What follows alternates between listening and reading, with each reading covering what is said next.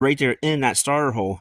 So in the process of dropping the starter out of the truck, I had to move the two coolant lines where the automatic transmission fluid goes up front to cool itself down. And then in the process of doing that, I end up moving the one line just a little bit too much, and it started leaking really bad out the one fitting. So as soon as I went ahead and started the truck up, needless to say, it started coming out of that fitting right there. So I climbed underneath the truck. I'm like, how in the world am I going to go ahead and get up to those fittings? So this is what I came up with. Went ahead and got all the mat out, cut the mat. I went ahead and got the all the insulation out, got that out, got in here the vacuum cleaner and cleaned all that out, and I went ahead and got these fire blankets. You pick these up here.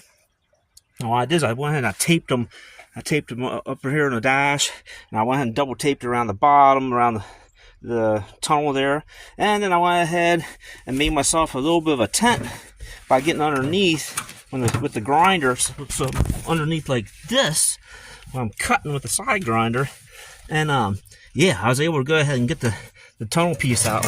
So I cut this whole tunnel piece out now, and I went right here. So right here is a support piece, and I went ahead and got underneath there and double checked to make sure I wasn't cutting into no supports, and I went to this rib right here. So yeah, there's the tunnel piece right there. So what I'll do is I'll go ahead and go to the hardware store and get some make some pieces here to go around, like a framework and self tappers, and maybe a little bit of adhesive, and I'll put back in. But yeah, now I can go ahead and access this top of the transmission, and yeah, you can see right where she was leaking out. It was coming right out. You can just see how wet that is.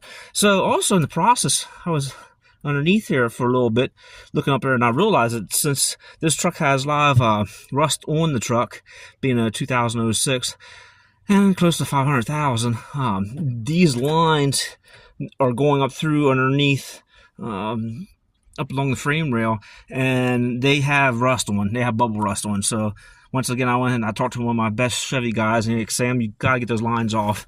So yeah, I can go ahead and for right now, I'll go ahead and I'll take this fitting apart, put a new fitting in there, and get these back together, because as soon as I start the truck up, the wheels running out like crazy. And but yeah, I'm gonna go ahead and put brand new lines on, because that's the last thing I need to do is go down the highway and have a rust bubble pop off the side of the line, and out goes all my transmission fluid. This transmission here is the original transmission to the truck. I had it rebuilt 2 times since I owned the truck, and